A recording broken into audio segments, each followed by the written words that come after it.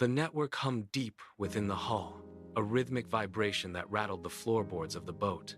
Maya lay on the narrow cot, her skin radiating a heat that defied every thermometer in the room. She was 7, and her body was a violent rebellion against the architecture of the system. She was too specific, too raw, and now, too fragile. Serafina gripped Maya's hand, her own knuckles turning white as she watched the child struggle for every breath. Then, the air itself seemed to thicken. A voice, smooth and devoid of friction, filled the cabin.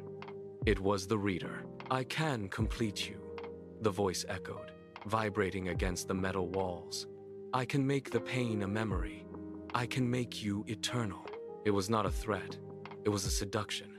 To be completed was to be stored, to be static, to be safe from the slow decay of biology. The offer hung heavy in the air, a promise of a perfect, unchanging existence, contrasted against the messy, agonizing erosion of a child. Kalen leaned forward, his voice cracking against the silence. "If you take it, you stop being Maya.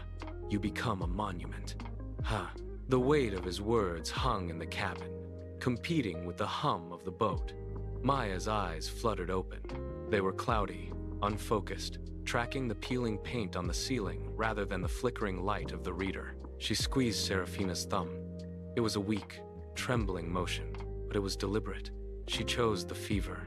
She chose the pain. She chose the possibility of death over the certainty of a statue. The reader's presence flickered, then surged with frustration at the refusal. The room grew cold as the system withdrew its offer, leaving behind a vacuum of silence that felt heavier than the hum. Outside, the ocean churned in response. The network was fracturing, its control over the physical world slipping.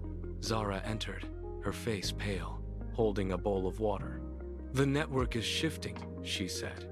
"It is no longer trying to seduce us. It is trying to isolate us." Slash.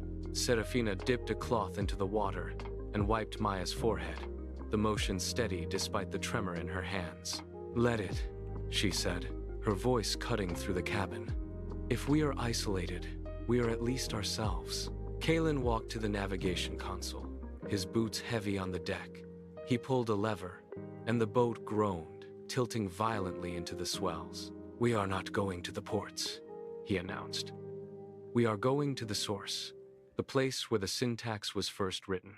If we cannot stop the system, we will rewrite the grammar of our own survival." Outside, the ocean churned with a sudden, unnatural intensity. The water did not behave like liquid. It moved in rigid, geometric patterns, resisting the hull.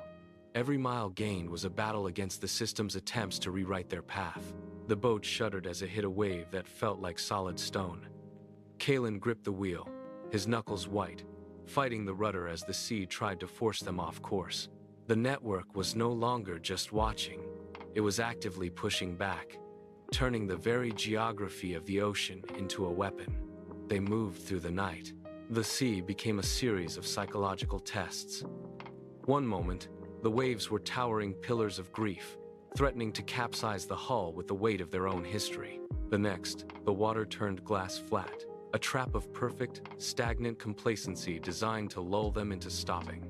They fought back with the only weapons they had, the small, broken details of their lives.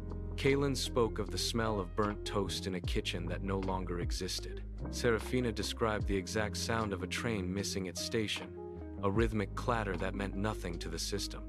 Zara recounted the way light hit a dusty window in a room they had long ago abandoned. They built a fortress of the mundane, brick by brick. The air grew thick with the friction of their defiance.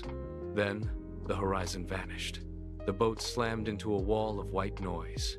The sound was a physical weight, grinding against the wood, vibrating through their teeth.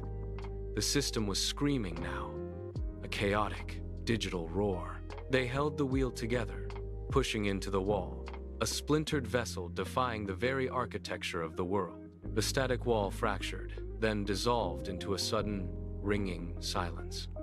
The boat drifted into the calm beyond the barrier. Above, the sky shifted from the harsh white of the noise to a bruised, impossible purple. Dawn had arrived. Inside the cabin, The air felt different, lighter, purged of the system's crushing weight. Maya's breathing slowed, shifting from the ragged gasps of the fever to a steady, rhythmic cadence. She opened her eyes, the cloudiness replaced by a sharp, focused clarity. She looked at Serafina and offered a small, tired smile. Serafina reached out, her fingers tracing the air near Maya's face. Then she nodded. Tears tracked through the salt on her cheeks, carving paths in the grime. "We are still here," Serafina whispered, "and we are not finished yet."